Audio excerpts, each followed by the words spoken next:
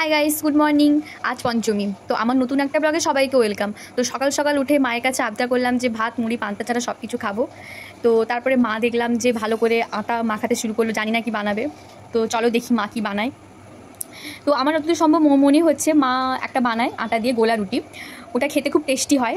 ওটা তোমরা মানে আলুর তরকারির সাথেও খেতে পারো, আলু ভাজার সাথেও খেতে পারো, কিন্তু এটা আমার এমনি খালি মুখে খেতে ভালো লাগে। তো মাকে বললাম যে ঠিক আছে, এটা আমি খালি খাবো, এর সাথে কোনো তরকারি বা আলু ভাজা কোনো দরকার নেই। তো চলো প্লেটে নিয়ে দোনলাই চলে এসেছি খাবো বলে। আর এই বাঁদরটা চুপচুপ করছে খাবে বলে, দেখো ওর কাণ্ডটা একবার। খা, খেতে পাচ্ছিস না? খা, দিচ্ছি তো, খা। খাবি তো, নে নে নে।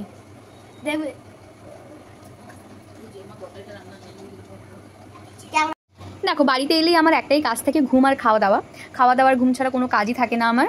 তো তারপর দেখলাম যে কাকিমা মোচা ছাড়াচ্ছে, হয়তো আজ মোচার কোনো রেসিপি হতে চলেছে বাড়িতে। খাওয়ার সময় দেখতে পাবো কি রেসিপি হবে। তারপরে আমার স্নান কমপ্লিট, আবার দোনলায় এসে বসছি ফোনটা নিয়ে, কোনো কাজ নেই, আবার ফোন ঘাঁটবো। ফোন ঘাঁটতে ঘাঁটতে ভাবছিলাম যে কি রান্না হয়েছে আজকে লাঞ্চে, এখনও জানি না। ওই বাঁদরটা এখনও স্নান করেনি, ও এখনও বসে আছে সোফায়, ওর এখনও স্নান করার টাইম হয়নি ওই বাঁদরে।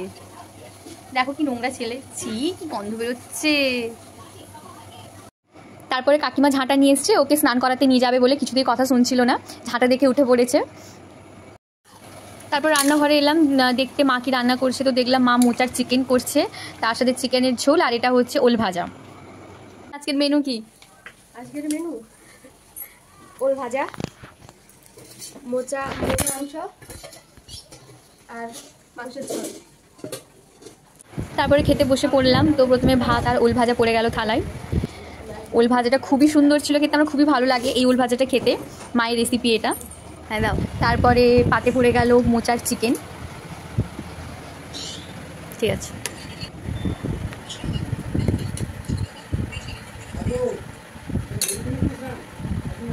তারপরে এই বাঁদরটাকে খালি ভাত দেওয়া হয়েছে, ওর সাথে ওকে কিছু দেওয়া হবে না, তার জন্য ওর রিয়াকশানটা একবার দেখো। তো তারপরে ওর পাতে ওল ভাজাটা যেই দেওয়া হয়েছে ও রেগেই উঠে পালিয়ে গেছে, খাবে না বলে।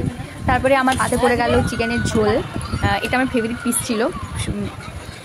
আর স্টোমাক দাও আর আলু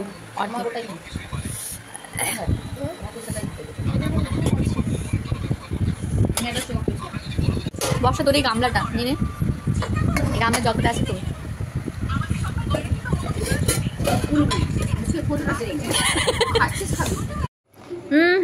সেই স্বাদ, সেই স্বাদ, সেই টেস্ট।